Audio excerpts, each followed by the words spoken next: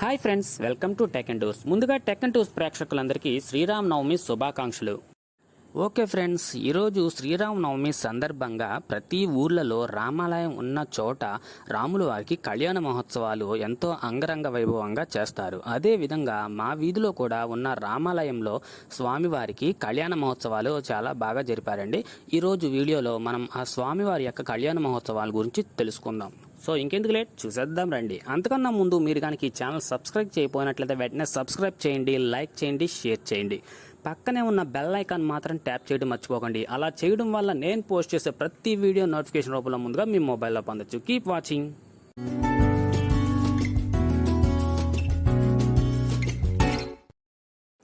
Okay friends, మనం ఇప్పుడు శ్రీరాములు వారి కళ్యాణ మహోత్సవాన్ని చూస్తూ స్వామివారి యొక్క విశిష్టత గురించి తెలుసుకుందాం.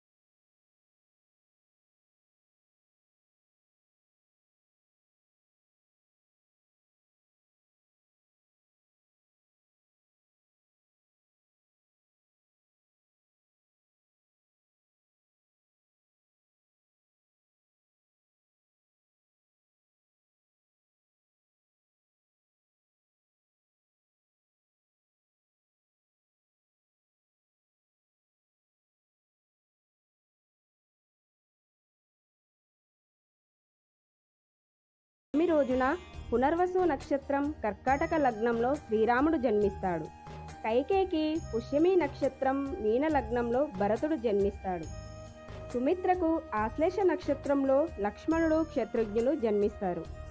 త్రేతాయుగంలో శ్రీ మహావిష్ణువు సంపూర్ణ మానవుడి రూపంలో శ్రీరాముడిగా అవతారమెత్తాడు.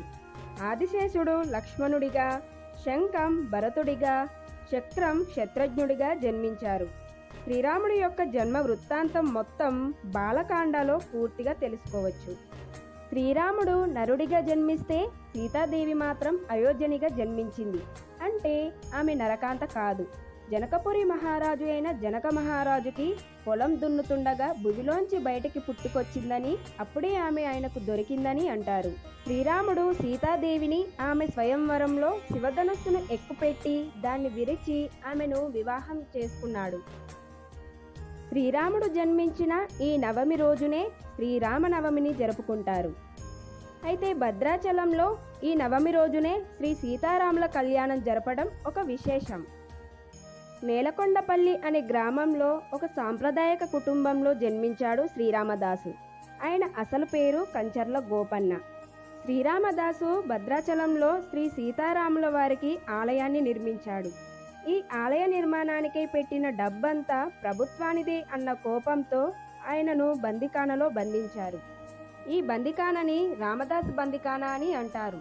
ఈ రామదాస్ బందిఖానా ఇప్పటికీ మనం గోల్కొండ కోటలో చూడవచ్చు. అప్పటి రోజుల్లో ప్రజలని సమాజంలో ఉన్న కులమత భేదాలను చూపిస్తూ గుళ్ళోకి రానిచ్చేవారు కాదు.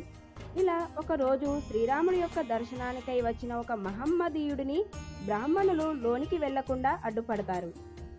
అది గమనించిన శ్రీ రామదాసు దానికి ఒక పరిష్కారాన్ని వెతుకుతాడు. అది ఏంటంటే, ప్రతి సంవత్సరం శ్రీ సీతారాముల వారి కళ్యాణం గుడి లోపల కాకుండా గుడి ఆరు బయట జరగాలి అని ఆదేశిస్తాడు. అప్పటి నుండి ఇప్పటి వరకు శ్రీ సీతారాముల వారి కళ్యాణ వేడుక ఎక్కడైనా సరే గుడి ఆరు బయటే జరుగుతుంది. ఇలా చేయటం ద్వారా కులమత భేదం లేకుండా ప్రతి ఒక్కరూ శ్రీ సీతారామ